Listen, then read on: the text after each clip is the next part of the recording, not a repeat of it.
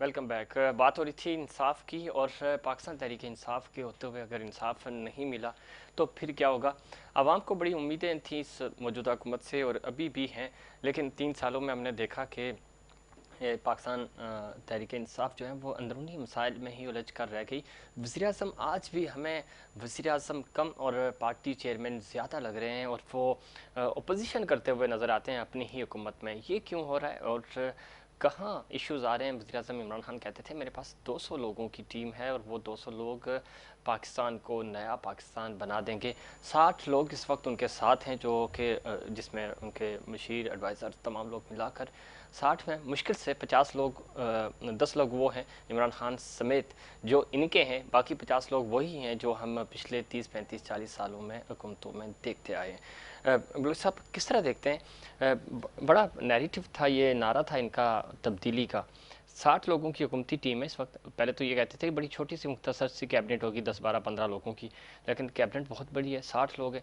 और 60 में से भी 50 लोग वो हैं जो आपकी हुकूमतों में रहे या नून लीग के साथ रहे या मुशर्रफ साहब के दौर में रहे, और 10 लोग ये हैं जो फ्रेश हैं।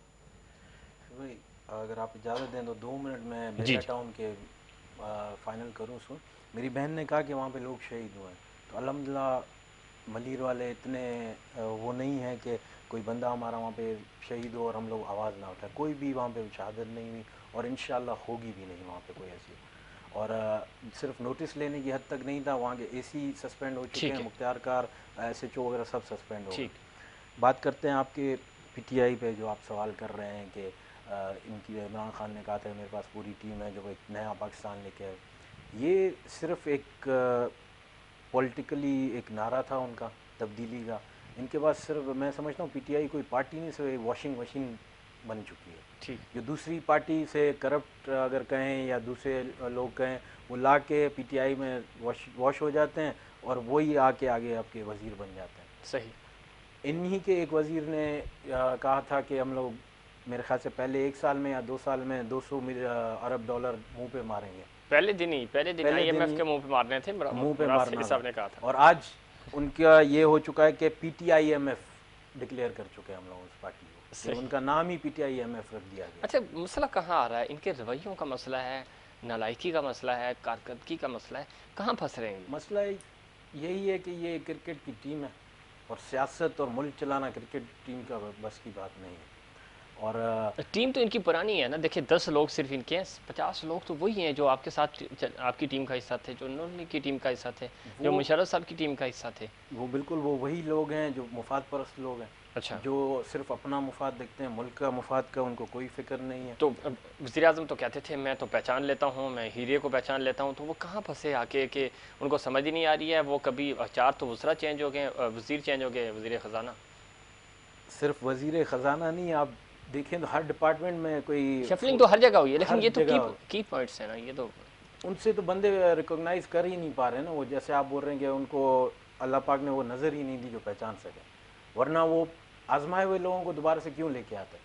अगर वो उनको इतनी अल्लाह पाक ने नज़र दी है कि वो पहचान सकते हैं, तो ये जो दूसरी पार्टियों के लोग इन्होंने दोबारा से वॉश करके अपने पास वज़ीर रखे हैं, तो ये उन्हीं को नहीं रखते। सही। सिंपल सी बात है।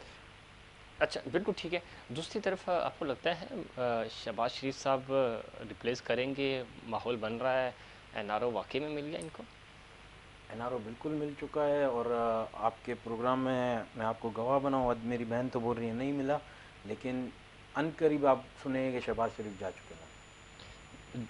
देखिए वो तो बिल्कुल है, जाने वाली बात पे मैं बिल्कुल दम है, और ये सारा माहौल इसीलिए बनाया जा बिल्कुल। रहा है। लेकिन क्या वाकई में शहबाज शरीफ उसको नवाज शरीफ साहब को मना लेंगे कि ठीक है थोड़ा सा हाथ आगे बढ़ाएं, आपका जो जारहाना बयानिया है उसको वापस लें? मुझे नहीं लगता कि वो मना पाएंगे इस बात को। तो जब वो नहीं मानेंगे तो फिर एनआरओ कैसे मिलेगा ये शहबाज तो शरीफ एक को? ड्रामा रचाया गया है कि शहबाज शरीफ को बाहर भेजने के लिए। अच्छा। बाकी उनका मकसद नवाज शरीफ को यहाँ पे लाना है ही नहीं। नहीं नहीं, नवाज शरीफ को तो लाना चाह भी नहीं रहे। वो चाह रहे हैं कि शहबाज शरीफ यहाँ एक्टिव हों, जो कि पहली दफ़ा नहीं हुए थे, जब भी तो आप गए, खान जी साहब आए। नहीं नहीं, ऐसा मुझे नहीं लग रहा कि शहबाज शरीफ दोबारा से एक्टिव होंगे। यानी जो वो اگر ان کو ایکٹیو ہونا تو یہاں ملک نہیں چھوڑ کے بھاگتے.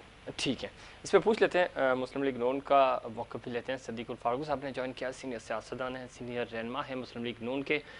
سر کہا یہ جا رہا ہے کہ ایک اور این آر او آپ کو ملا ہے، اور شہباز شریف صاحب چونکہ چلے جائیں گے لنڈن اور میاں صاحب کو منوا لیں گے.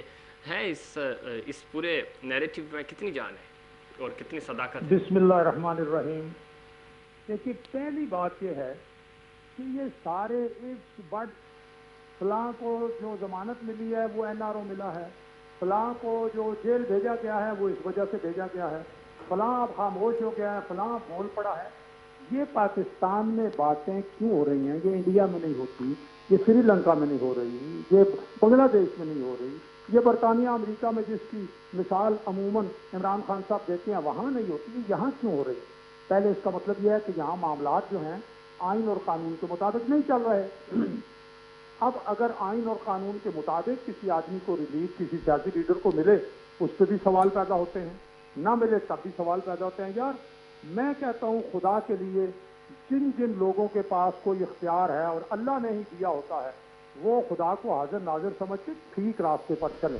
ٹھیک. دوسری بات یہ ہے کہ مسلم لیگ نون کی ساری جدوجہد، یہ بات آپ کے ذریعے سے آپ کے ناظرین اور سامعین تک پہنچنی چاہیے کہ مسلم لیگ نون کی، نواز شریف صاحب کی، شہباز شریف صاحب کی، مریم کی، حمزہ شہباز، ہم سب جتنے ہیں، ہماری جدوجہد آئین کی بالادستی کے لیے ہے، آئین اور قانون کی عملداری کے لیے ہے. شہباز شریف صاحب پہلے بھی جا کے واپس آئے، نواز شریف صاحب اپنی اہلیہ مرحومہ کو ڈیتھ بیڈ پہ چھوڑ کے بیٹی سمیت آئے اور جیل چلے گئے.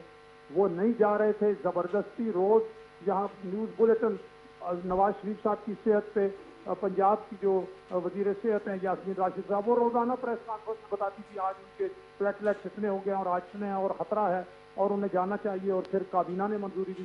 اب نئی باتیں شروع کر دی ہیں.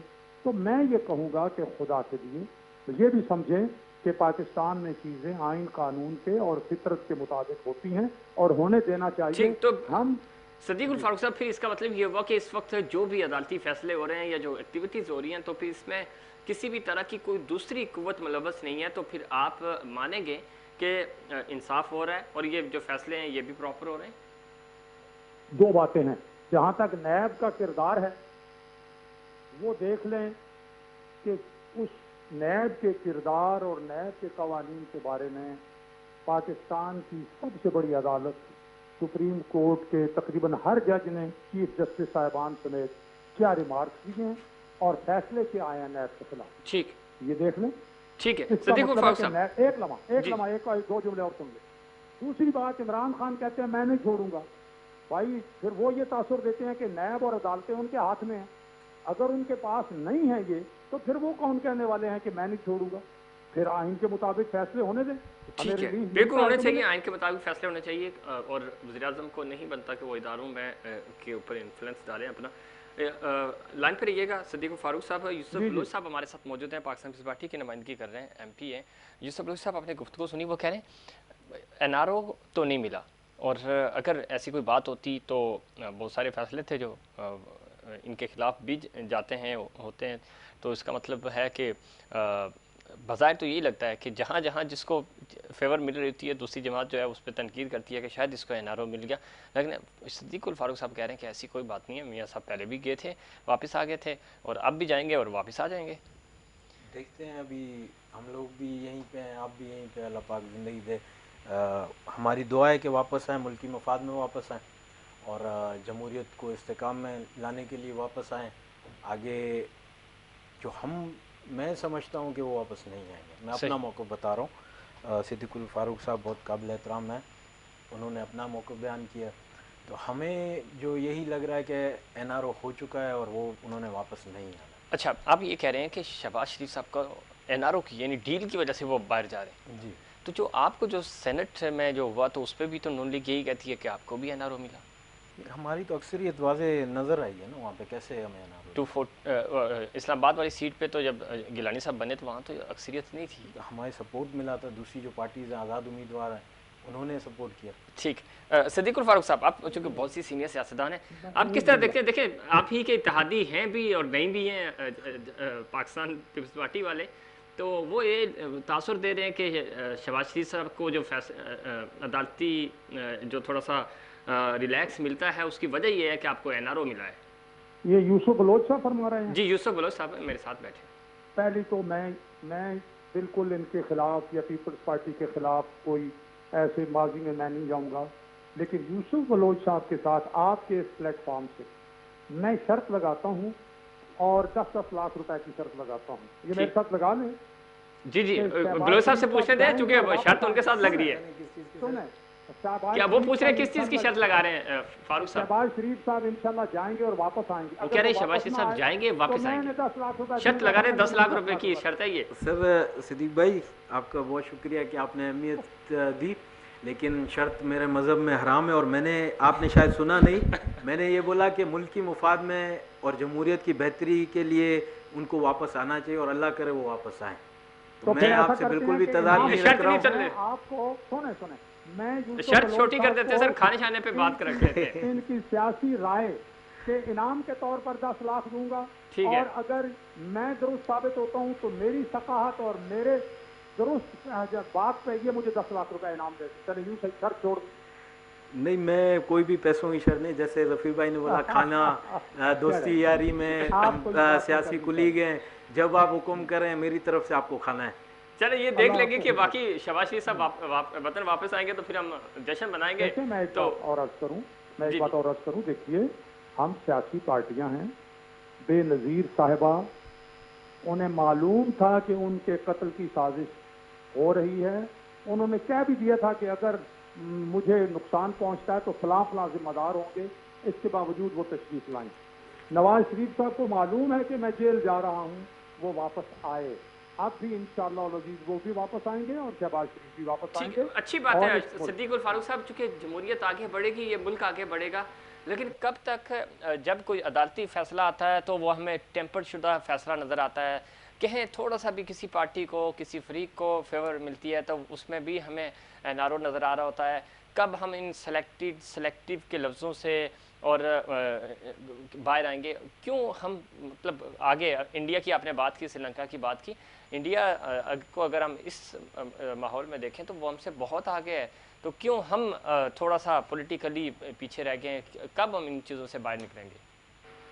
وہ جدہ سے گئے، انہیں کینسر ڈائیگنوز ہوا، وہ جدہ سے گئے اپنے علاج کے لیے برطانیہ، اور پھر ہر 6 مہینے کے بعد دکھاتے رہے. اب 1 سال سے زیادہ ہو گیا ہے، یہ کبھی جیل کبھی باہر. اب یہ دیکھ لیں کہ ان کے فیصلے کیا ہیں. وہ جج ارشد ملک مرنے سے پہلے بتا گیا کہ مجھ سے فیصلہ کس طرح کروایا گیا ہے. اب یہ تو ثبوت سامنے پڑا ہے.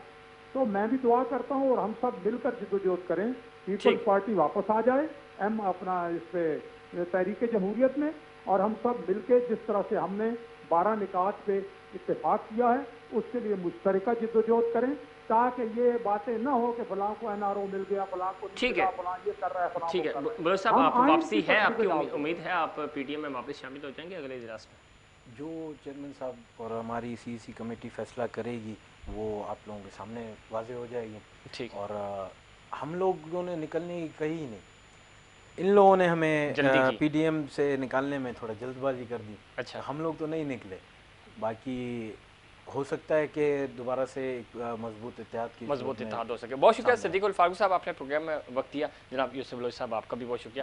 ناظرین، اس میں کوئی شک نہیں کہ پاکستان میں جمہوری سلسلہ آگے بڑھے گا تو ہی ملک آگے بڑھے گا اور ملک ترقی کر سکے گا. اور یہ سلسلہ چلتا ہوا آ رہا ہے جیسا بھی ہے، لیکن بہت اچھا ہے.